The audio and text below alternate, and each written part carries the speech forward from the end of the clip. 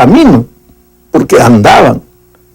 Ahora, según el versículo que acabamos de leer, los seres humanos solo tienen dos caminos para andar: el camino del espíritu y el camino de la carne. En el Antiguo Testamento la palabra andar en hebreo era halakán, que literalmente significa andar en el camino de la ley. El Salmo 119, por ejemplo, tiene 176 versículos, y en 173 de ellos se menciona el camino, bajo diferentes sinónimos: los preceptos, las palabras, los juicios, las enseñanzas, las instrucciones de Dios. Pero Pablo no dice que debemos andar en la ley, sino en el Espíritu. ¿Por qué? No quiere decir que la ley de Dios haya acabado o que ya no tenga validez para los cristianos, sino que el verdadero cristiano debe llegar a una experiencia tan bonita con Cristo que no necesite de una presión exterior para obedecer, sino la presión del amor que trabaja de dentro para afuera. Pero ese ideal de Dios para sus hijos no era algo exclusivo del Nuevo Testamento, sino que ya existía en el Antiguo Testamento. Mira, por ejemplo, lo que decía Jeremías 31:33.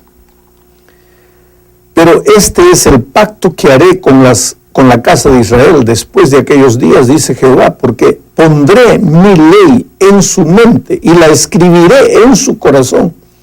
Yo seré su Dios y ellos serán mi pueblo.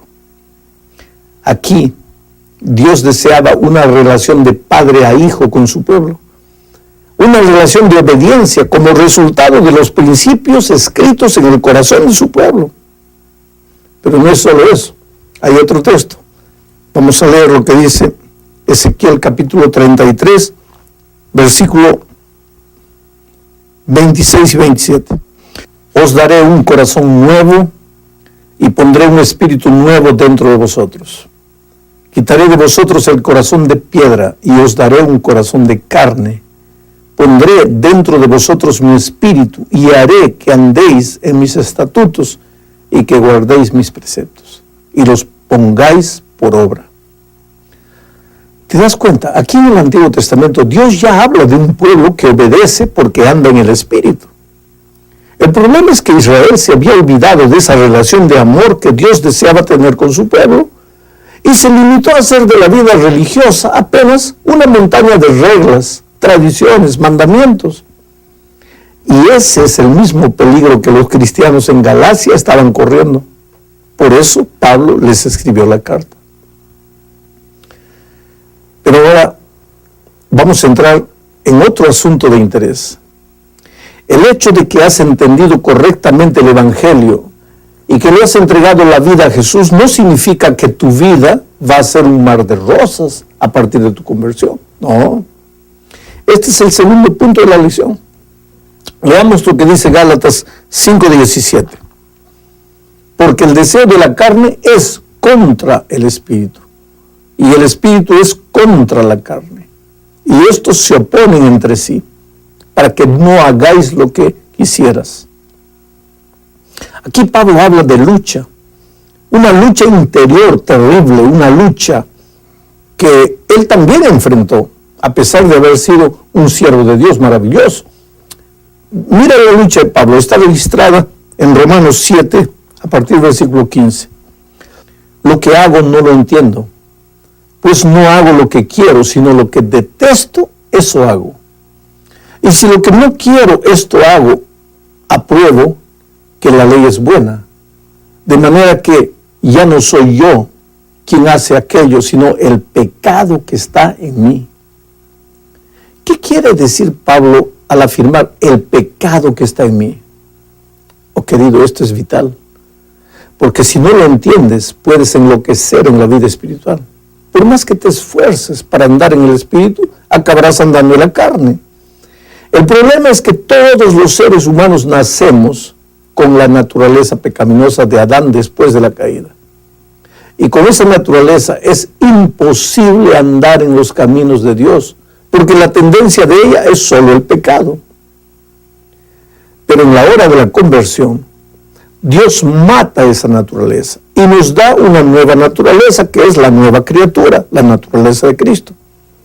Solo que el cadáver de la naturaleza pecaminosa se queda dentro de nosotros y permanecerá allí hasta la venida de Cristo, cuando finalmente esto mortal será vestido de inmortalidad y esto corruptible de incorruptibilidad. Pero hasta ese día tendremos que aprender a convivir con el cadáver de la naturaleza pecaminosa. Entramos ahora a la tercera parte. Aquí hablaremos de las obras de la carne. Mira lo que dice Gálatas 5:19.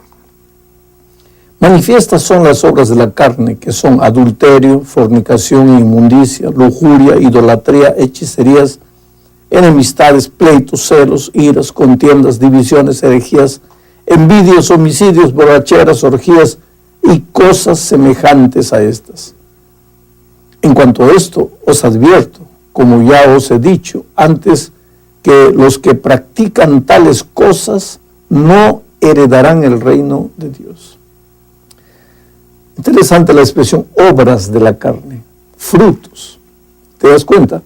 Todos los seres humanos nacimos en la carne y somos pecadores. No necesitamos hacer nada malo para ser pecadores. Ya somos pecadores, basta nacer. ¿Y qué culpa tengo yo de haber nacido? Podrías preguntarte. La respuesta es ninguna. No te vas a perder por haber nacido pecador, porque Dios ya proveyó el remedio para el problema del pecado. Y si te pierdes, no será porque naciste pecador, sino porque no quisiste hacer uso del remedio. Por ejemplo, cuando no se había descubierto la estreptomicina, las personas morían víctimas de tuberculosis, porque no había remedio. Pero hoy, con raras excepciones, solo mueren de tuberculosis los que se niegan a usar el remedio. Oh, querido Jesús, es el remedio contra el pecado. Esta no es solamente una afirmación teórica, es la realidad más práctica que existe. Te lo voy a explicar. Jesús es la justicia.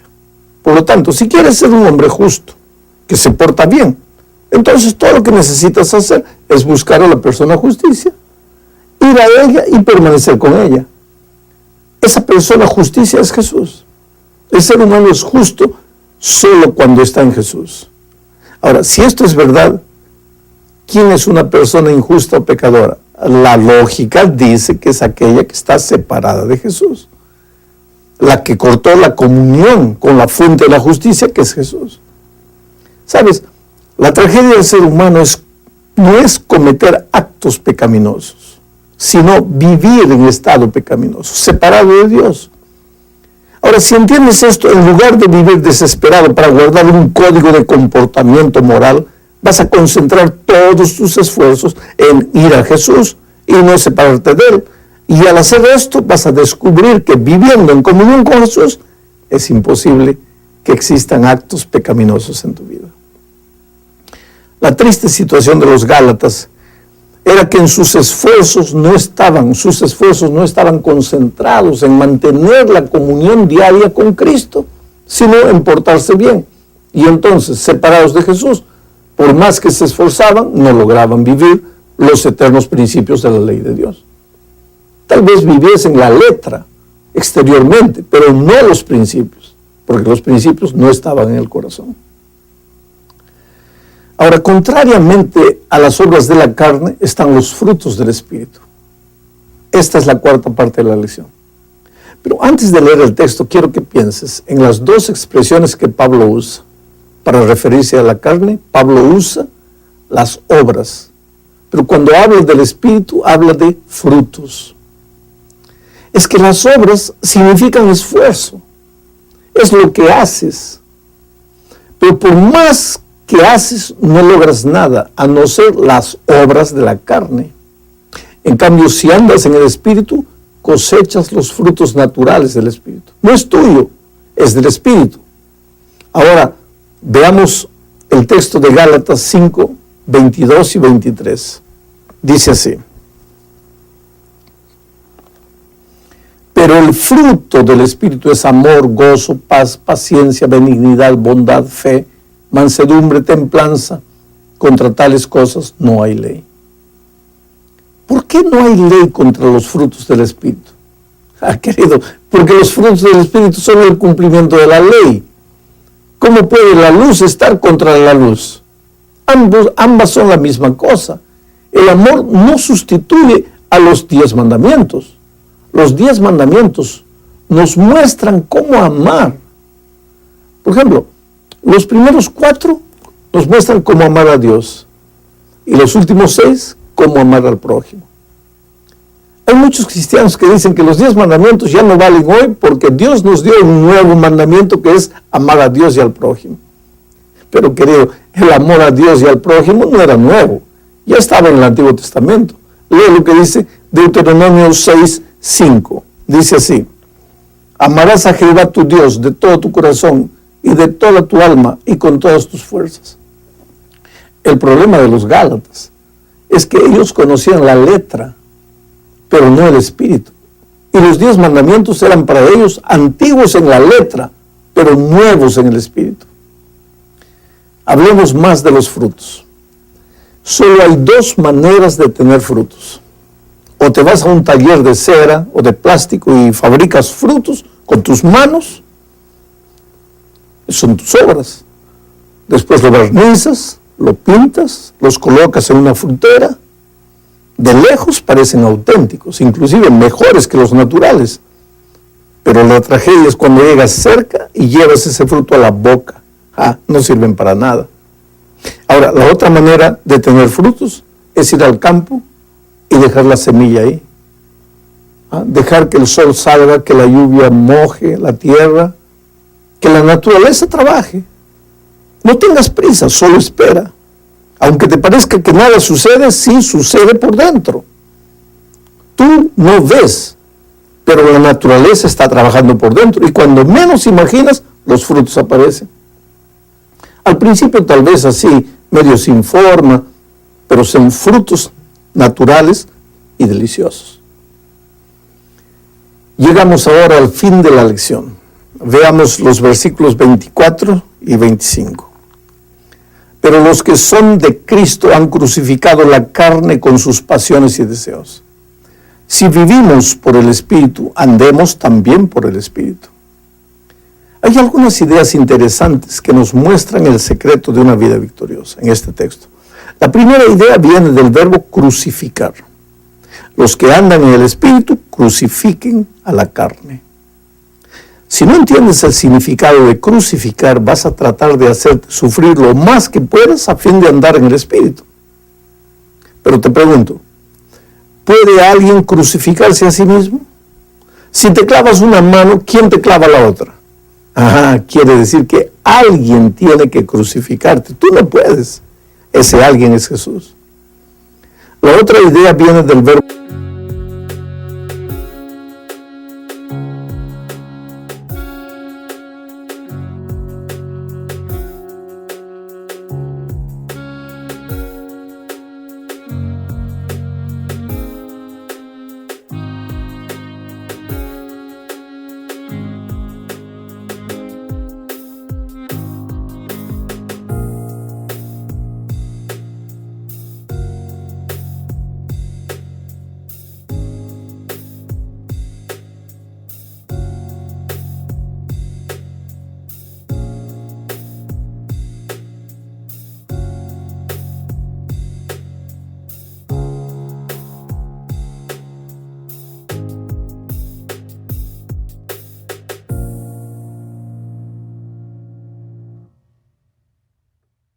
andar. Hay que andar en el Espíritu, pero para andar hay que primero aprender a andar.